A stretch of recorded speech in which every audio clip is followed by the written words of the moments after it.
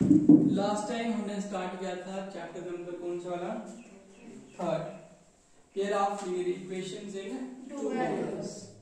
ठीक है, इसमें हमने कुछ इंपॉर्टेंट टर्म्स की हुई हैं। जैसे सबसे पहली डेफिनेशन में आपने लिखा इक्वेशन, क्या लिखा था, इक्वेशन। तो इसमें मैंने आपको पढ़ाया कि कोई भी mathematical statement, any mathematical statement which contains the sign of equality, equality means is equal to, ऐसा कोई भी मैथमेटिकल स्टेटमेंट जिसमें इज इक्वल टू का साइन होगा उसको हम क्या बोलते हैं, इक्वेशन बोलते हैं।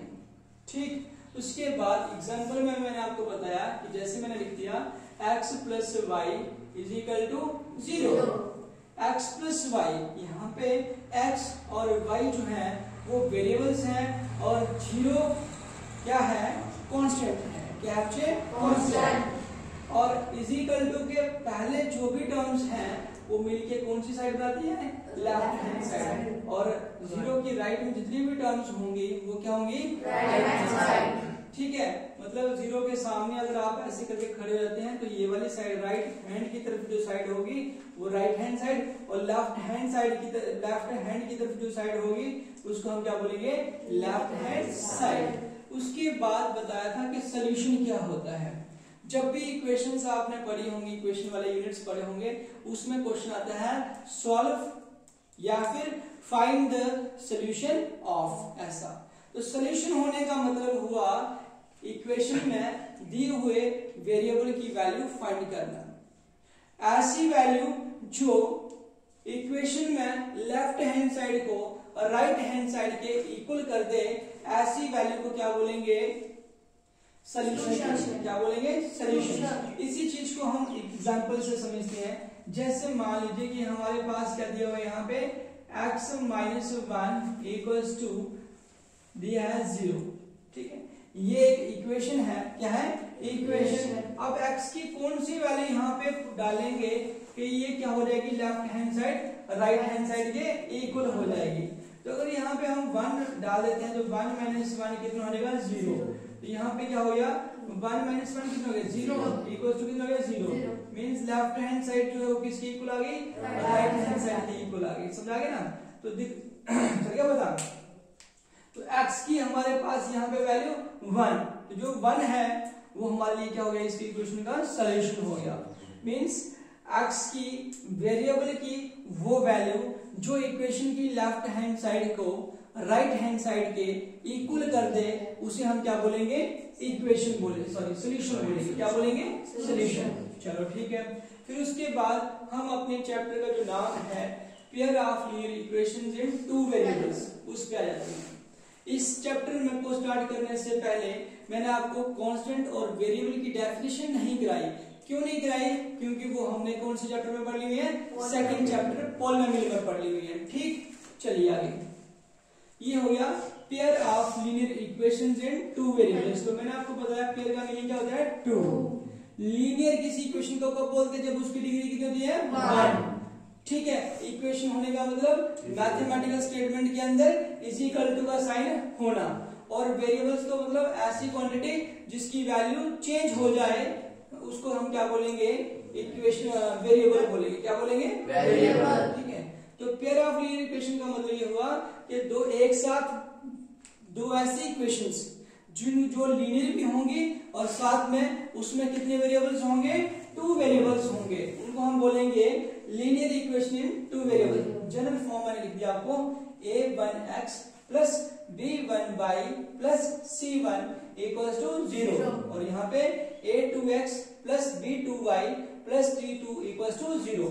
इन दोनों ही इक्वेशंस को एक साथ क्या बोलेंगे, pair of linear equations in 2 variables. Sir इसकी एग्जांपल दे दो फिर कोई। जैसे आप लिखते हो मुझे 4x plus 3y minus 2 equals to 0।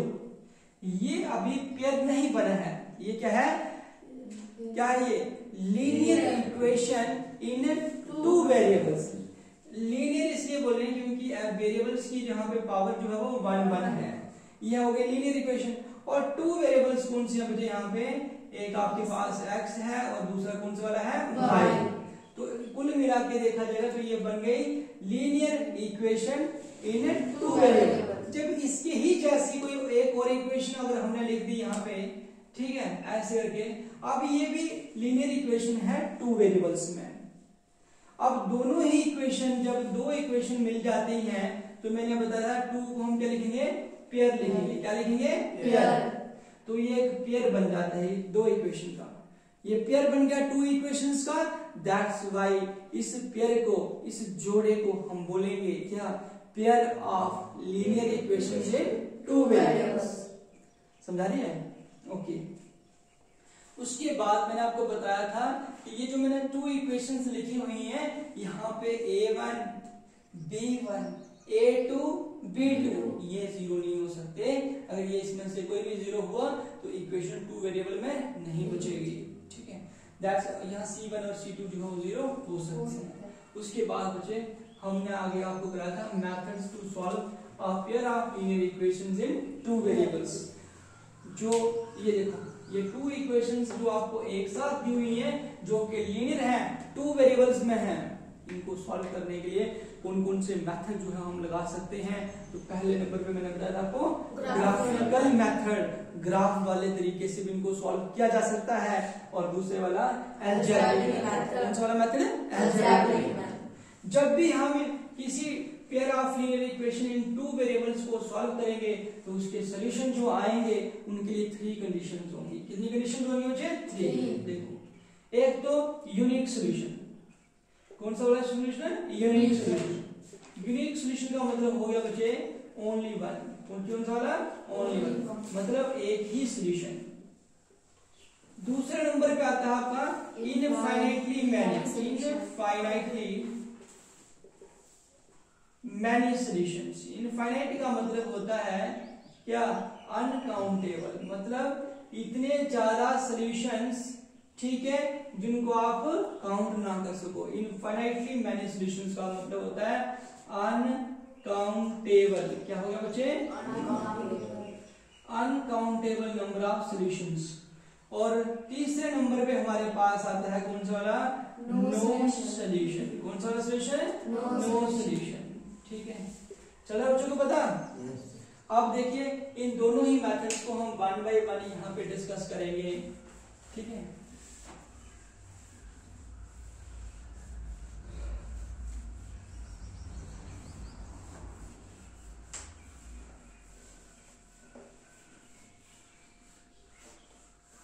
समझ आ रही कि नहीं आ रही है?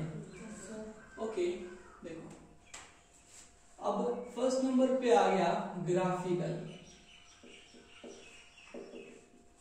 मेथड।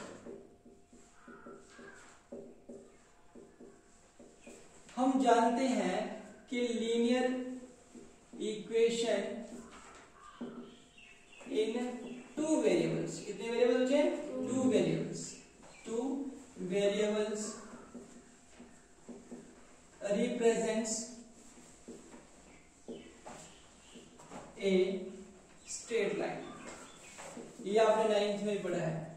आपको एक लीनियर इक्वेशन दी थी टू वेरिएबल में, ठीक है। तो आपने जब उसका ग्राफ ड्रॉ किया था तो क्या बना था? स्ट्रेट लाइन बनी थी। क्या बनी था? Straight line. मैंने बोला लीनियर इक्वेशन, इक्वेशन नहीं लिखा, लीनियर इक्वेशन मतलब एक लीनियर इक्वेशन जो है वो किसको रिप्रेजेंट करती है? इसको रिप्रेजेंट करती है मुझे स्ट्रेट लाइन, एक स्ट्रेट लाइन। लेकिन अभी हमारे पास लीनियर इक्वेशन का पेयर है, मतलब कितने लीनियर इक्वेशंस हैं? Two linear equations. कितने बचे? To linear. इट मींस कि जब दोनों ग्राफ बनकर ड्रॉ करेंगे ना तो टू लाइन स्ट्रेट लाइन बनेगी। क्या बनेगी? टू स्ट्रेट लाइंस, ठीक है। यहाँ पे क्या क्या केसेस अराइज हो सकते हैं वो देखो मुझे। केस फर्स्ट, केस कौन सा वाला? सेकेंड, ऐसे करके। और ये वाला क्या हो गया बच्चे? Case third. अब आपको पता है कि जो हॉरिजॉन्टल लाइन होती है ये वाली, इसको बोलते हैं एक्स एक्सिस और डिनोट करते हैं एक्स और एक्स डैश से। इसको बोलते हैं वाई एक्सिस और डिनोट करते हैं वाई और वाई डैश से। जिस पे ये इंटरसेक्ट करते हैं उसको क्या बोलते हैं? ओरिजिन बोलते हैं। क्या बोलते हैं? ओरिजिन। सभी के लिए सेम है, यहाँ x और यहाँ पे x डैश। यहाँ पे क्या गया बच्चे? y और यहाँ पे y डैश। यहाँ पे क्या गया? x सेम लिख दिया ना, डैश, और ये आ गया y डैश। ये ओरिजिन आ गया हर जगह पे। अब देखो मैंने आपको बताया कि pair of linear equation in two variables जो है ना, जब उनको हम ग्राफ ड्रॉ करेंगे तो हमारे पास ग्राफ पेपर पे टू स्ट्रेट लाइंस बनेंगी। क्या बनेंगी? Two straight line. और वो टू स्ट्रेट लाइंस जो रहेंगी, जैसे मान लो ये बन गई एक ए बी, इसका नाम है ए बी, और यहाँ पे दूसरी जो बनी ऐसे करके बनी, इसका नाम है, मान लो क्या नाम है इसका, सी डी। अब मुझे बताओ ये ए बी लाइन और सी डी लाइन जो है वो एक दूसरे को कितने पॉइंट्स पे इंटरसेक्ट कर रही है? बताओ मुझे, एक दूसरे को कितने पॉइंट पे कट कर रही है? 1 पॉइंट पे, यहाँ पे कट कर रही है। कर रही है कि नहीं कर रही है? जब एक पॉइंट के ऊपर कट करेंगी तो उनका जो सोल्यूशन होगा क्या होगा? सोल्यूशन जो होगा वो क्या होगा? यूनिक होगा। क्या होगा? यूनिक सोल्यूशन होगा। Unique solution. ठीक है। और इक्वेशंस को बोलेंगे, इक्वेशंस को बोलेंगे कंसिस्टेंट। क्या बोलेंगे? कंसिस्टेंट। क्या बोलेंगे? कंसिस्टेंट। मतलब जो टू इक्वेशंस हमें दी हुई हैं वो कौन सी हैं? कंसिस्टेंट हैं। क्या है? कंसिस्टेंट।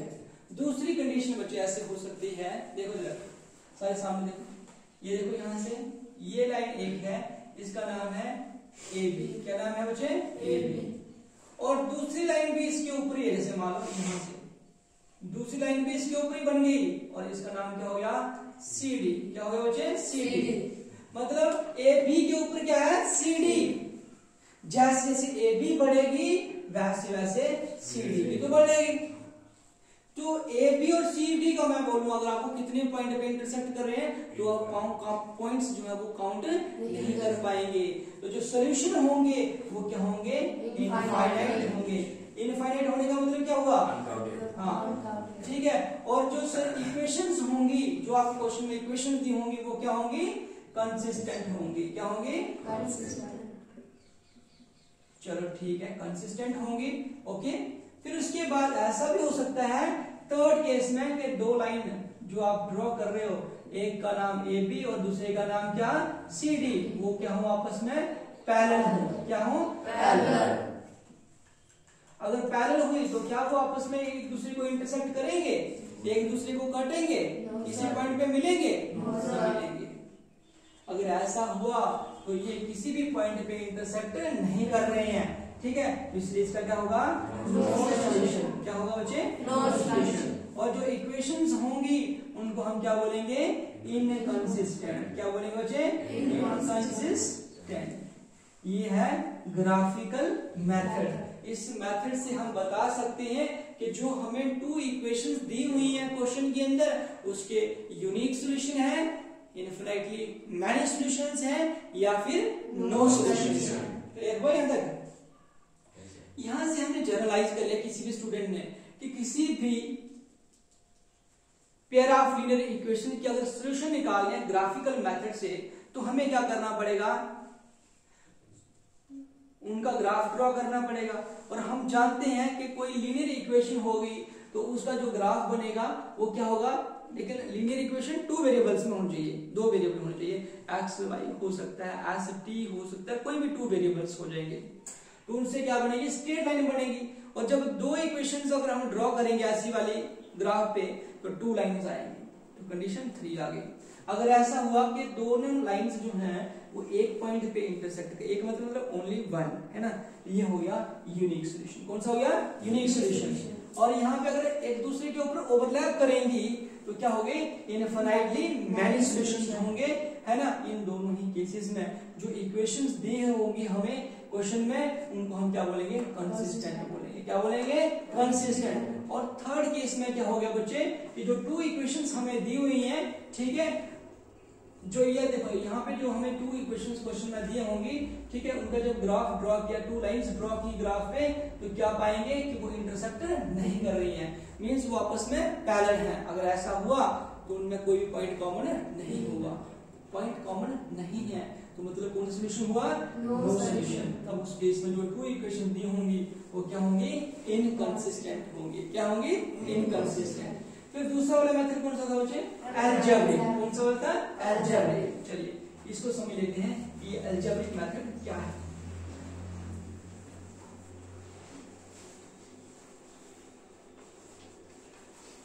दूसरा मेथड था अलजेब्रिक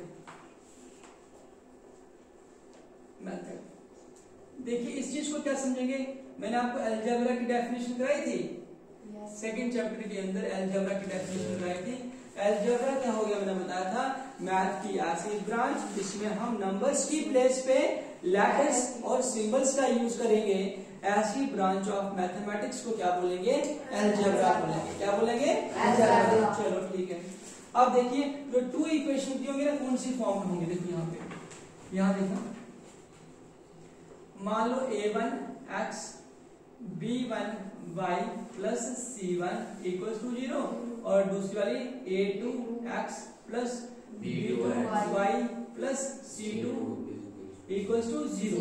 ये टू इक्वेशंस हैं। इन दोनों ही इक्वेशंस को एक साथ हम क्या बोलेंगे, pair of linear equations in two variables. क्या बोलेंगे, pair of linear equations in two variables. इनको सॉल्व करने के लिए हम दो मेथड पढ़ेंगे।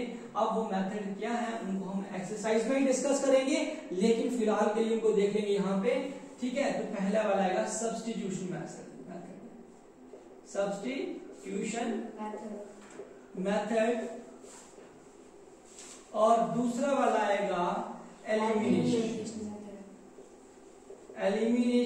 मेथड।